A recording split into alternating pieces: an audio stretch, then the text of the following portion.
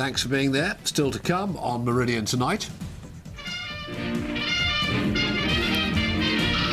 Well, he's no feathered friend, the woodpecker who's not welcome in this lady's backyard. And proving it's not just the Emerald Isle that celebrates St Patrick's Day, see how the South has been going green. Well, this week we're bringing you a whole series of stories about a group of students from the South who've been to see how their lives compare to youngsters in the Third World. Well, they have been to one of the poorest places on the planet, the Philippines, on a mission of mercy to help others. Tonight they try and take in just how little people there have. Mark Tattersall has this special report.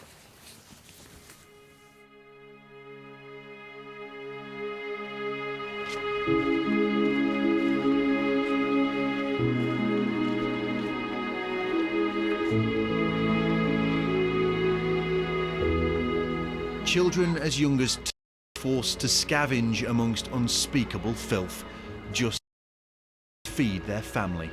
Money here is scarce. Manila's poorest take what they can from what others throw away.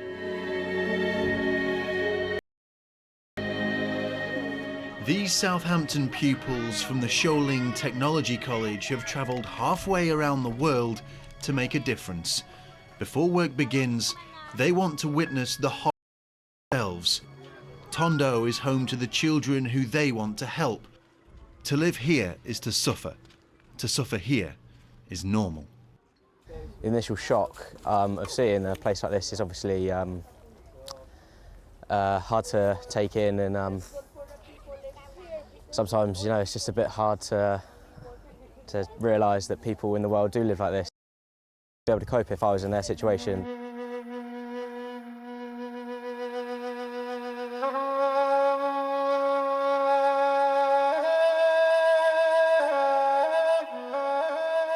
For these youngsters, the sights are harrowing, but here it's the everyday reality. Children smile for the camera. Quite how they can raise a smile lies well beyond Mick's understanding. It's just, you know, hard to take in. Yeah, it's just one of the things that sometimes when you're back in England you don't particularly want to accept that is actually happening out in a foreign country, and just hope that we can hopefully change some people's lives while we're out here. Amongst the filth, children try to lead normal lives. Their cries are happy and playful. They became used to these surroundings long ago. Standing here on the banks of Manila's dump site, you really can see why this mission is so important. Children forced to play in dirty, polluted water. For them, playtime isn't just dangerous. With the education here in this area, it's very low. So the more children they have, the more poverty they could get.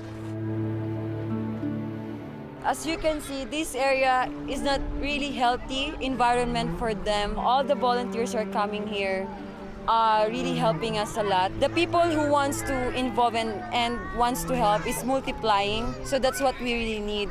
In Tondo, an entire community lives on the city dump site. But here, few can afford the luxury of a simple meal.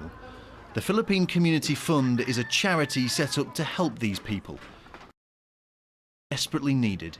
Well, most of the children here are all undernourished because we have already weighed them December, and more than half of them second malnourished.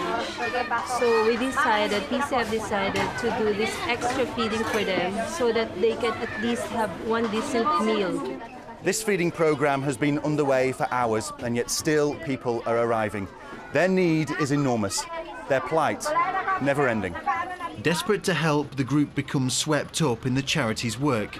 The chance to help make a difference, impossible to turn down. The amount of people that turned up was just shocking, and it's just their faces and feeding them, and just when they want more and there's nothing left, it's really hard.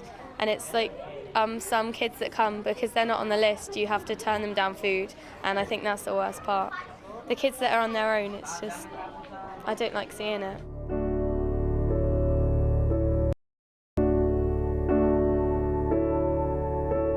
They knew coming to the Philippines was tough, but never could they imagine the things they have now seen. The acrid smells refuse to go away, as does the urge to help in any way that they can. Mark Tattersall in Manila for Meridian Tonight. Gosh, it's tough, isn't it? And another special report for you tomorrow. Now, for a couple who say they are being tormented by a woodpecker. Gosh. Instead of drilling on trees, the